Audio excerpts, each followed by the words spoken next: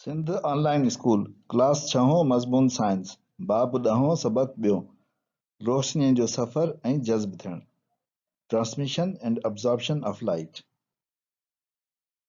ॾोहिटनि ऐं ॾोहिटियुनि खे सिंध ऑनलाइन स्कूल में भलीकार। मां आहियां नाना आबिद।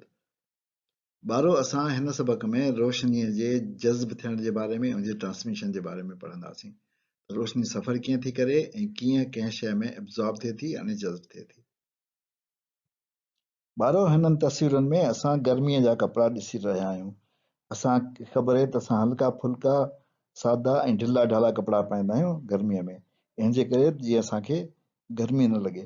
पर हिकिड़ी ॿी ख़ासि ॻाल्हि हूंदी आहे हिननि गर्मीअ जे कपिड़नि में, इन्हनि जा रंग ॾिसो कीअं हूंदा आहिनि। इन जा रंग सभु हल्का हूंदा आहिनि, हल्कनि रंगनि जा हूंदा आहिनि। असां हल्कनि रंगनि जा कपिड़ा छो पाईंदा आहियूं गर्मियुनि में, सोचियो अथव कॾहिं? भला सियारे में छा थींदो आहे? सियारे में असां हिन क़िस्म जा कपिड़ा पाईंदा आहियूं। सियारे जा कपिड़ा ईअं छो हूंदा आहिनि जंहिं असांखे सी लॻंदो आहे, त पोइ असां अहिड़ा कपिड़ा छो पाईंदा आहियूं? इन जा रंग कहिड़ा आहिनि? इन्हनि जा घाटा रंग हूंदा आहिनि। छो आहे ईअं? आख़िर गर्मियुनि में हल्के रंग जा, सियारे में घाटे रंग जा छो था पायूं? इहो रुॻो फैशन आहे या हिन जे पुठियां कुझु ॿियो बि आहे, साइंस बि आहे हिन जे पुठियां? ॿारो थिए असल ईअं थो जो घाटनि रंगनि जा कपिड़ा रोशनी ऐं गर्मीअ खे जज़्ब कंदा आहिनि। उन जे करे उहे पाण गरम थींदा आहिनि ऐं उहा गर्मी असांखे पहुचाईंदा आहिनि। सो सियारे में जेके कपिड़ा हीट खे अब्ज़ॉर्ब कंदा आहिनि ऐं असांजे जिस्म खे गरम रखंदा आहिनि, पर जेके हल्कनि रंगनि जा कपिड़ा आहिनि न, उहे रोशनी ऐं गर्मीअ खे मोटाईंदा आहिनि। जॾहिं उहे रोशनी ऐं गर्मीअ खे रिफ्लेक्ट करे मोटाए छॾींदा आहिनि त पाण थधा थींदा आहिनि ऐं ॿाहिरि जी गर्मीअ खे असांजे जिस्म ताईं पहुचणु कोन ॾींदा आहिनि। उनजे करे असांजो जिस्म गरम कोन थींदो आहे ऐं असांखे गर्मी घटि लॻंदी आहे। सो सियारे में घाटे रंग जा कपिड़ा ऐं ऊन्हारे में हल्के रंग जा कपिड़ा पाइणु हिकिड़ी साइंस आहे, इहो फैशन कोन्हे। ॿारो असां ॾिठो त रोशनी सिधियुनि लीकुनि में सफ़र कंदी आहे ऐं उहा सफ़र बि कंदी आहे। ऐं जेकॾहिं कंहिं शइ सां टकराइजे थी, जीअं गरम कपिड़ा असां ॾिठा घाटे रंग जा, त हुन सां टकराइजी त उन में जज़्ब थी वञे। पर जेके अछे रंग जा कपिड़ा हुन खां मोटी थी वञे, असां ॾिठो ट्रांसपेरेंट शयुनि मां लंघी थी वञे। सो रोशनी जेका आहे उहा जॾहिं सफ़र थी करे त उनजे साम्हूं जेके रुकावटूं थी अचनि त छा थो थिए? या त उन रुकावट तां मोट खाए थी, जंहिंखे असां रिफ्लेक्शन था चऊं। मोट खाइणु यानी रिफ्लेक्शन, इनखे असां रिफ्लेक्शन ऑफ लाइट चवंदा आहियूं।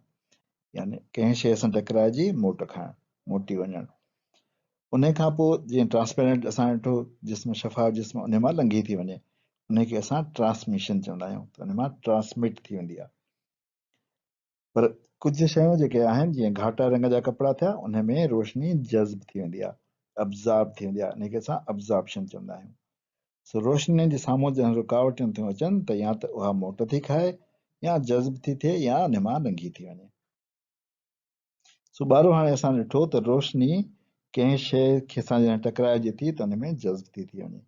हाणे असां अचो त ॾिसूं त साइंसी तौर ते हिन ते छा थो थिए। असां सिर्फ़ु उन तरीक़े सां ॾिसंदासीं जेका असांखे अॻु में नॉलेज आहे, यानी जेका शइ असां अॻु में ॼाणूं था ऐं पढ़ी चुका आहियूं। सो अचो त ॾिसूं त जॾहिं रोशनी कंहिं शइ में अब्ज़ॉर्ब थी थिए त छा थो थिए। असांखे ख़बर आहे त रोशनी तवानाई जो क़िस्म आहे, ठीकु आहे न, इन में त कंहिंखे को शक कोन्हे न। यानी इहे चई सघूं था त जॾहिं रोशनी जज़्ब थी थिए, यानी रोशनी जो जज़्ब थियणु बराबरि आहे तवानाई जे जज़्ब थियण जे, छो त रोशनी तवानाई आहे। असांखे इहा ख़बर आहे त जॾहिं तवानाई शइ में पहुचे थी त उन जे मालिकुलनि खे मिले थी। हर शइ मालिकुलनि जी ठहियल हूंदी आहे न, सो तवानाई उन शइ में मिली, यानी छा खे मिली? उन जे मालिकुलनि खे मिली न। असांखे ख़बर आहे त मालिकुलनि जे हरकत में तवानाई मिलण सां तेज़ी अची वेंदी आहे। असां ॾिसी चुका आहियूं एनर्जी वारे चैप्टर में। असां ॾिठो त जॾहिं घटि रफ़्तार सां मालिकुल हरकत कंदा आहिनि त उनजो टेम्परेचर यानी गर्मीपद घटि हूंदो आहे। पर जेकॾहिं उहे मालिकुल तेज़ रफ़्तार सां हरकत कंदा आहिनि त उन शइ जो टेम्परेचर यानी गर्मीपद, गर्मीअ जो दर्जो वधी वेंदो आहे। सो मालिकुलनि जी हरकत में तेज़ी अची थी वञे रोशनीअ जे जज़्ब थियण सां। जॾहिं उनजी हरकत में तेज़ी थी अचे त छा थो थिए? उनजो टेम्परेचर थो वधे। सो असां चई सघूं था त रोशनी जे जज़्ब थियण सां शइ गरम थी वञे। उहे शयूं जेके या उहे रंग जेके रोशनीअ खे अब्ज़ॉर्ब थियूं कनि उहे गरम थी वेंदियूं आहिनि। ॿारो सम्झो त असां वटि हिकिड़ो ओपेक जिस्म आहे यानी गैर शफ़ाफ़ जिस्म आहे जिन ते रोशनीअ जो किरणो थो पए। जॾहिं रोशनीअ जो किरणो इन ते पियो त छा थियो? ज़ाहिर हिन में जज़्ब थींदो त हिन जो गर्मीअ जो दर्जो वधंदो ऐं उहा गरम थी वई। हाणे शइ गरम थी वई, उन खां पोइ छा थियो? रोशनी आई हिन में जज़्ब थी वई। हाणे असांखे ख़बर आहे त असांखे शइ कॾहिं नज़र ईंदी आहे? जॾहिं रोशनीअ जा किरणा उन शइ सां टकराइजी असांजी अखियुनि में ईंदा आहिनि, असांजूं अखियूं हुनजी इमेज ठाहींदियूं आहिनि, यानी जो अक्स ठाहींदियूं आहिनि, तॾहिं असांखे उहा शइ नज़र ईंदी आहे। हिते हाणे छा थियो? जो हिते रोशनी आई, शइ में जज़्ब थी वई, पोइ असांखे नज़र कीअं आई? पोइ असांखे नज़र ई न अचणु खपे न इहा शइ, छो त असांजी अखियुनि में त कोन आई उहा रोशनी, उहा त हिते ई जज़्ब थी वई। पर शइ नज़र अचे पई थी, उनजो मतिलबु छा आहे त हिन मां कुझु किरणा मोट खाधऊं, हिन मां मोटिया जेके असांजे अखियुनि में पिया, तॾहिं असांखे उहा शइ नज़र आई। सो असां छा चई सघूं था त कंहिं शइ ते पवंदड़ समूरी रोशनी जज़्ब न थींदी आहे। कुझु हिसो जज़्ब थींदो आहे ऐं कुझु हिसो मोट खाईंदो आहे। उहा मोट खाधल रोशनी असांजे अखियुनि ताईं पहुचंदी आहे ऐं ॾिसण में ईंदी आहे, ऐं तॾहिं उहा शइ असांखे ॾिसण में ईंदी आहे।